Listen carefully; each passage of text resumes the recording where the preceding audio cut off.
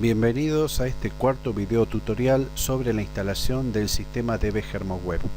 Hoy no vamos a hablar de instalaciones, sino de bases de datos relacionales y algunos conceptos que nos van a ser útiles a posteriori. Para comenzar, es muy común confundir una base de datos con una planilla de cálculos. La diferencia, por ejemplo, del Excel, es que como planilla de cálculos está diseñado para calcular cosas, sean cuestiones financieras, matemáticas, algebraicas, etc. Mientras que una base de datos usualmente lo que hace es gestionar y administrar grandes volúmenes de datos. Algo que por supuesto las planillas de cálculo no pueden hacer, como tampoco una base de datos puede hacer los cálculos que hace un Excel. Sin embargo, la raíz de la confusión es debido a que ambas tienen algo muy similar, que es la representación visual de los datos. Fíjense que tenemos columnas y tenemos filas. En la intercepción de las filas y las columnas suelen haber valores numéricos o alfabéticos, y en el caso de las bases de datos, a veces de otro tipo de cosas más. Acá tenemos una planilla de cálculos donde hemos volcado los datos de la base que corresponden a un banco de germoplasma.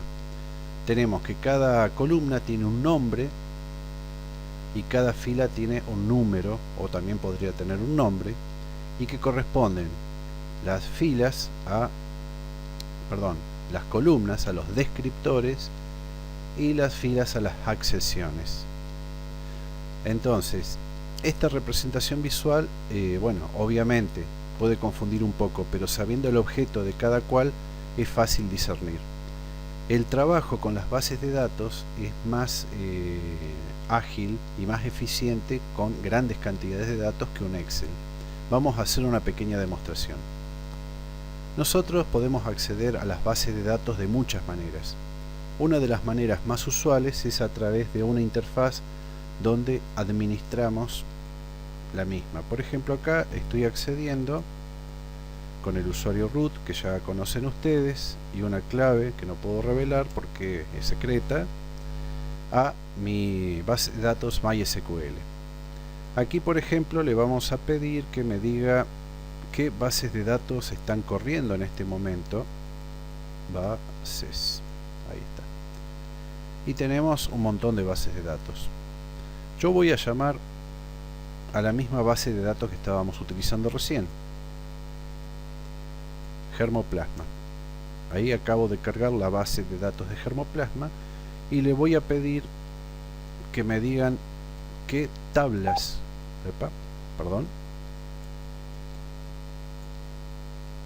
ahí está, qué tablas componen esa base de datos, porque cada una de estas es una tabla que contiene cierta información que se relaciona con las demás. Por ejemplo, vamos a ver la que teníamos recién en el Excel, que era Mani1, y nos va a dar esta información: 78 columnas. Eso significa que hay un montón de cosas.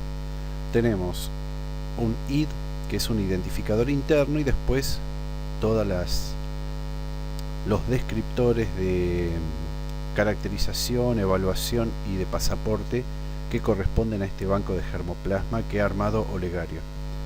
Como es medio complicado verlo acá, vamos a recurrir a un entorno más amigable. Vamos a buscar a nuestro viejo conocido Heidi. ¿Recuerdan a Heidi? Bien, le damos a abrir y acá ya tengo prefijado Mani. Fíjense que acá aparecen estos descriptores que yo les decía. ¿Ven? Cada uno de estos es una columna y vamos a ver cómo se verían los datos. ¿Se dan cuenta? Se ven muy similares a una planilla de cálculos. Por ejemplo, acá tenemos un ID 212 que tiene valores según va atravesando los distintos descriptores, que son 70 y algo. Hay muchos. Fíjense que nosotros, por ejemplo, quisiéramos ver algo en particular y no todo este conjunto. Las bases de datos permiten, vamos a ponerle idMani1 from maní 1. Vamos a ver, por ejemplo, solamente una columna. Fíjense que yo llamé solamente una columna. Podríamos llamar a otra más, por ejemplo, una columna que no sea relevante para nosotros, que podría ser rem. Entonces acá, por ejemplo, le ponemos rem y una condición si queremos. Pero primero ejecutemos la consulta. Fíjense que aparece cada número de registro con un rem distinto. ¿Ven? Y ahora pongamos una condición. Una condición que limite lo que nosotros vamos a ver a lo que nosotros necesitamos. Por ejemplo, que el rem tenga un valor superior a 600. No me pregunten qué, porque yo no soy germoplasmólogo, solo informático. Fíjense que acá tenemos 157 respuestas. ¿Ven? Vamos a poner que, por ejemplo, sean superiores a 2000. Tenemos 97 respuestas. Vamos a poner que sean superiores a 3000. Tenemos 62. Vamos a poner que sean superiores a 3500. Fíjense que ya tenemos solo 51. Y vamos a poner que sean superiores a 5000. Tenemos 22. Y seguimos subiendo para ver cómo va acotando el rango de datos. Acá hemos llegado a 22 datos. Se puede apreciar que terminamos ahí. Sin embargo, esto no sería mucho mejor que un Excel si no tuviese alguna cosita más. Por ejemplo, podríamos colocar otra condición que fuera que el taxón S que tenemos aquí tuviese un valor determinado. Taxón S fuera igual, por ejemplo, a F. ¿Por qué digo F? Porque fíjense que taxón tiene B, X, F, F, F, X, Y, que corresponden a ciertas variedades botánicas. Entonces, fíjense que de esos 22 que eran superiores al REM, a 6000, que son de esa variedad taxonómica de fastigiatas, solamente hay 3. Y bueno, obviamente se pueden ir eslabonando muchas más cuestiones acá hasta que obviamente sea algo muy fino y muy sutil. Como decimos que puede ser menor, también puede ser igual, o puede ser igual y menor. O sea, las condiciones lógicas, fíjense que igual a 6000 no hay nada. Menor a 6000, por ejemplo, va a haber seguramente un montón. Hay 45. Y vamos a cambiar y vamos a poner que sea hipógea. Bueno, hay 50. Y vamos a cambiar acá y vamos a poner que sea mayor. Y hay solamente 6. Por supuesto, quisiéramos ver, por ejemplo, algunas características. Las podemos ir arreglando aquí, incorporándolas. Por ejemplo, queremos ver de qué color es, a ver, ancho promedio, ancho de folio promedio, debe ser eso, ¿no? Ancho fol prom. Entonces fíjense que acá, opa, me equivoqué, ancho fol pro, sin la M. Bien. Fíjense que yo no invoqué en la condición de búsqueda eso, pero me aparece en el despliegue de datos. Puedo agregar más datos, por ejemplo, que me diga, a ver, busquemos una cosa, acá dice pico, vamos a ponerle pico. Fíjense cómo vamos acotando ciertas descripciones y buscando ciertas características. Por ejemplo, dentro de estas característica podríamos seguir incluyendo condiciones como, por ejemplo, que el pico sea igual, vamos a buscar un valor que sea único o casi único, 2,0. Fíjense que solamente listó 4 ejemplares. Si hubiéramos puesto 3, listaría 1, y si pusiéramos 2,5, creo que había 2,5, también habría 1. ¿Ven? No hay ninguno. Bueno, que sea menor a 3. Y fíjense que tenemos todos menores a 3 o menores a 4, que creo que no había ninguno de 4. No, el máximo era 4, 3,5. Bueno, esto es para demostrar la versatilidad de las bases de datos en cuanto a la consulta que pueden hacer. Ustedes pueden extraer subconjuntos de información y caracterizarlos. Esto es muy útil cuando quieren trabajar con estadísticas, por ejemplo, o cuando necesitan ver ciertas características y realizar un proceso de deducción que les permita inferir algo. Bueno, aquí estamos nuevamente. Lo que estamos viendo ahora es una idea de cómo es una base de datos. Habíamos dicho que las bases de datos constan de tablas. Hay muchas tablas, puede haber una o pueden haber, como en el caso del DB GermoWeb, 146 tablas.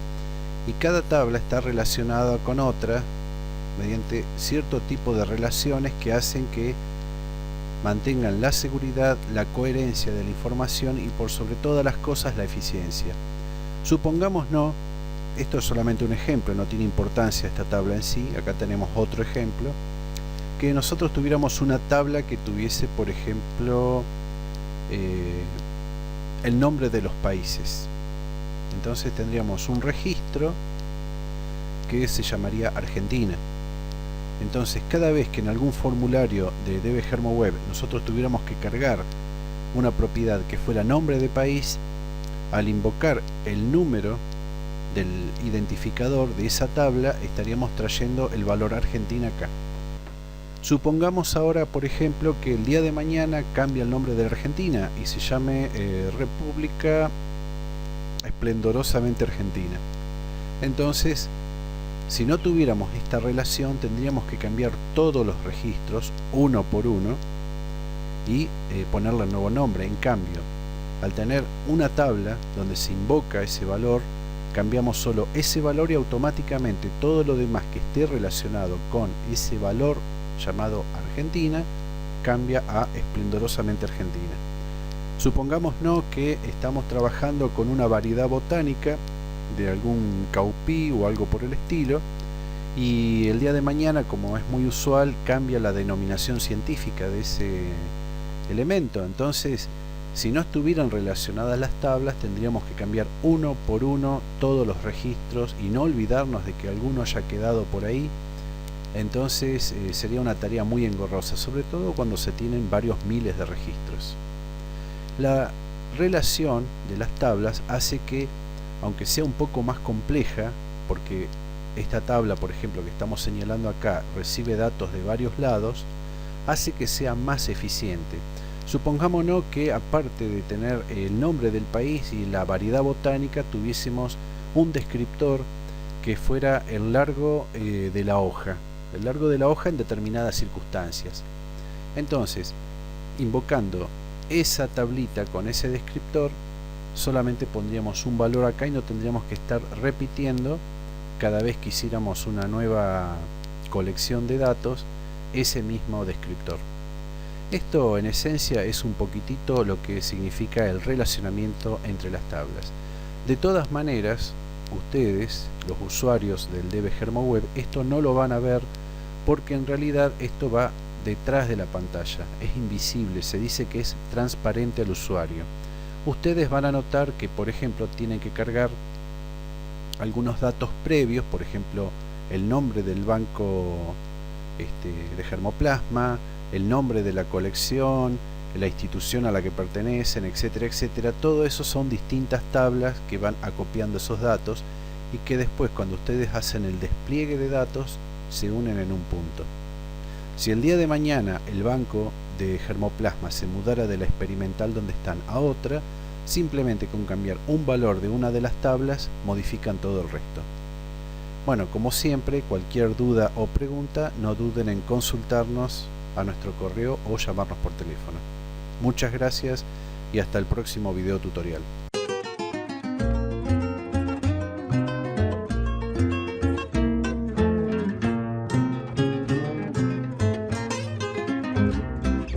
Grúa, horizonte y ancla, acá debe haber un puerto, políglotas, banderas y olor a saludo muerto.